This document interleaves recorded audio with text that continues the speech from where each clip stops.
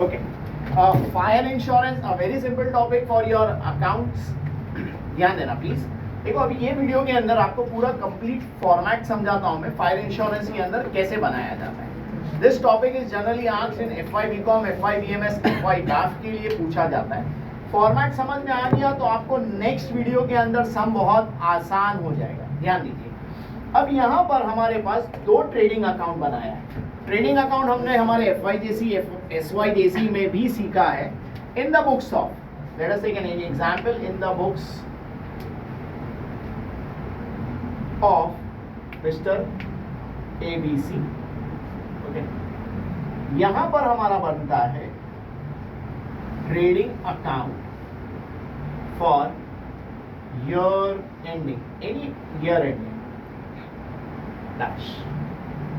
याद होगा आप लोगों ने एफवाई बीकॉम के अंदर भी ट्रेडिंग अकाउंट बनाया है. नाउ ट्रेडिंग अकाउंट क्या एफवाई बीकॉम में भी बनाया है, एफवाई जेसी में भी बनाया है, एसवाई जेसी में बनाया है. इसके अंदर क्या होता है? ट्रेडिंग अकाउंट के अंदर सारा खर्चा जो नॉर्मली किससे रिलेटेड है, परचेज एंड प्रोडक्शन से रिलेटेड. जैसे ध्यान दीजिए, सबसे पहले आता है यहां पर opening stock to purchases less returns. 2 production से रिलेटेड परचेज एक्सपेंसेस या परचेज से related expenses, carriage inward, direct wages, direct expenses वगैरह वगैरह, जो भी फैक्ट्री से रिलेटेड खर्चा. आई होप यहां तक समझ में आया. वेयरएज क्रेडिट में क्या आता है? तो क्रेडिट में जनरली बहुत कम आइटम आती है. By sales less returns. Hope यहां तक समझ में आया. फिर क्या आता है? क्रेडिट साइड में हमारे पास 5 आइटम है. Sales, goods lost by fire, goods lost by theft, goods distributed as free sample, goods taken by partner for personal use. In simple words, goods, आसान लफ्जों में मैं ऐसा कहता हूं, goods went out. I hope समझ में आया. Goods went out, goods lost by fire, goods lost by theft, good distributed as free sample, goods taken by partner और proprietor for personal use and sales, जो हमने already record किया. And the last one is nothing but closing stock. ये हम लोग के पास दिया रहता है.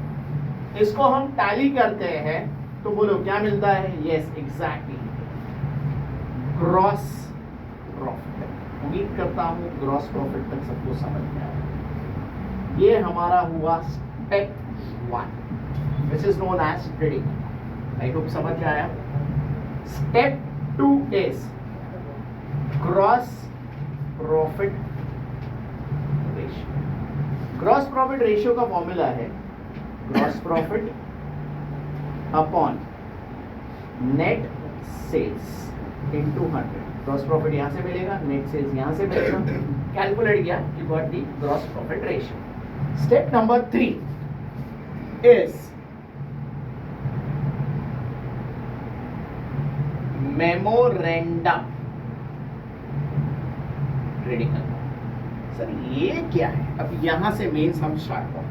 सर ये ट्रेडिंग अकाउंट है, ये मेमोरेंडम ट्रेडिंग अकाउंट है. What is the difference between a trading account and memorandum trading account? Trading account आगे लिखा है फॉर ईयर एंडिंग, एक पूरे साल का.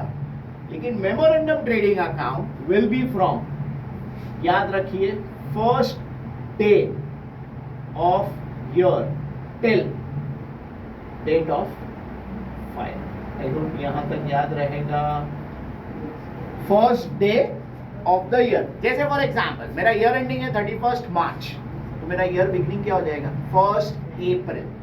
आग लग गई 1 अक्टूबर, so my sum will be for April, May, June, July, August, September, 6 महीने का समय. आग लग गई 15 नवंबर को, तो अप्रैल, May, June, July, August, September, October, November and 15 days more, तो 8.5 मंथ का सम. ये मंथ इंपॉर्टेंट है. आई होप यहां तक समझ में आया.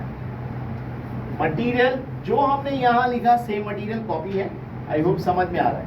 यानी यहाँ पर फॉर्मेट हमारा सेम है। क्या फॉर्मेट है? ट्रेडिंग का और मेमोरेंडम ट्रेडिंग का कोई नया कुछ नहीं है, बट सिर्फ फर्क ये है कि भाई यहाँ पर ये पर्टिकुलर पीरियड के लिए बनता है, ये पूरे साल का बनता है। आई होप यहाँ तक समझ में आया। इसको हम कॉपी कर लेते हैं, इसमें एक प्रॉब्लम आएगा, फटाफट जरा ब्रीफली मैं लिख लेता हूँ। Opening stock, purchases less returns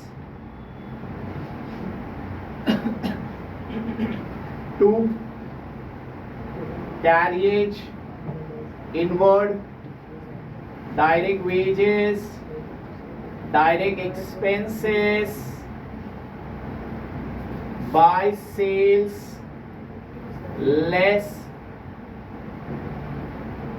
returns and by goods went out.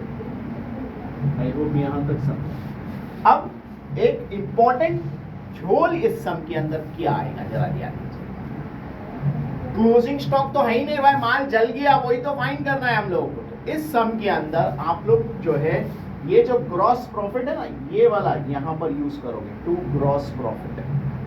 Normally हम सम सॉल्व करते हैं तो बैलेंसिंग फिगर ग्रॉस प्रॉफिट रहता है। इस सम के अंदर हमारा ग्रॉस प्रॉफिट बैलेंसिंग फिगर नहीं रहेगा, बल्कि ग्रॉस प्रॉफिट हम कैलकुलेट करेंगे जो हमारा सेल्स है multiply by percentage. I hope समझ में आया। सेल यहाँ से आया, परसेंटेज यहाँ से आया, ये हमें ऑलरेडी आंसर मिल जाएगा। तो balancing figure will be your closing stock, याद रखिए। ये जो बैलेंसिंग फिगर है ना, ये आपका क्लोजिंग स्टॉक हो गया। होप समझ में आया। Step 3। Step 4, loss is equal to closing stock, यहाँ से मिला, माइनस सैल्वेज। सैल्वेज का मतलब, अरे माल जल गया तो बॉम्बे एक ऐसा शहर है जहां सब कुछ दिखता है, बरोबर कि नहीं? तो माल जल गया तो जो भंगार कचरा बचा हुआ है उसको बेचा, या बचा हुआ माल जो बचा है उसको बेचा, तो जो पैसा आया उसको बोलते हैं सैल्वेज। फॉर एग्जाम्पल आपका क्लोजिंग स्टॉक है 45 का, सैल्वेज है 5 का, तो आपका लॉस कितने का हुआ? Closing stock 45 minus 5 is equal to 40। And the last step is claim. Claim का फॉर्मूला है loss upon closing stock. Loss कहाँ से मिलेगा? यहाँ से। closing stock कहाँ से मिलेगा? यहाँ से। multiply by policy value. ये कहाँ से मिलेगा? तो policy value हमें given रहेगा। याद रखिए salvage भी given। आई होप यहाँ तक सबको समझ में आया। Clear डिलियर।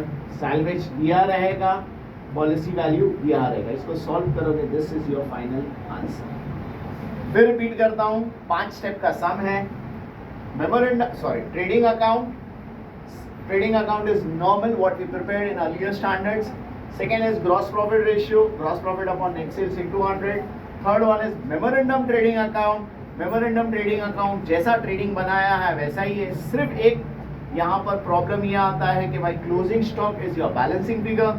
Fourth one is loss is equal to closing stock minus salvage. And finally apply the formula for claim, loss upon closing stock into policy value. Formula apply किया, step खत्म। अब जरा ध्यान से कुछ इंपॉर्टेंट पॉइंट सुनिए और कुछ चीजें नहीं लिखनी है वो याद रखिए। सबसे पहले तो अगर हम लोगों को क्वेश्चन में ग्रॉस प्रॉफिट रेशियो दिया है, ग्रॉस प्रॉफिट रेशियो दिया है, आप आगे क्वेश्चंस पढ़ोगे तो उसमें ग्रॉस प्रॉफिट दिया है।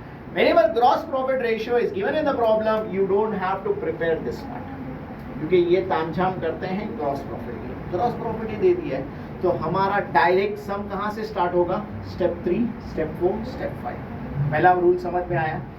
कुछ चीजें रिकॉर्ड नहीं होती है, यहाँ पर नोट कैरियज, ये जनरली हम लोग को प्रॉब्लम में देते हैं। कैरियज आउटवर्ड, अरे कैरियज आउटवर्ड तो कहाँ जाता है? यस, पीएनएल में जाता है। ठीक उसी तरह कैरियज आउटवर्ड रिकॉर्ड नहीं होता है। ठीक उसी तरह याद रखिए इनडायरेक्ट एक्सपेंसेस रिकॉर्ड नहीं होता। क्यों रिकॉर्ड नहीं होता? क्योंकि ये पीएनएल में आता है। इन सिंपल वर्ड हम इन दोनों को जनरली क्या करेंगे? इग्नोर। क्यों इग्नोर करेंगे? क्योंकि ये जाता कहाँ है? पीएनएल में। ठीक उसी तरह असेट्स को भी हम रिकॉर्ड नहीं करेंगे। कमेंट बॉक्स में बताइए क्यों नहीं करेंगे। आई होप यहां तक समझ में आया। असेट को भी रिकॉर्ड नहीं करेंगे यहाँ पर। क्यों रिकॉर्ड नहीं करेंगे जरूर कमेंट बॉक्स में बताएंगे। क्लियर? इसके बाकी के क्वेश्चंस के वीडियोस आप लोग नेक्स्ट वीडियोस में अपलोड हो जाएंगे, तो उसको आप जरूर देख सकते हैं।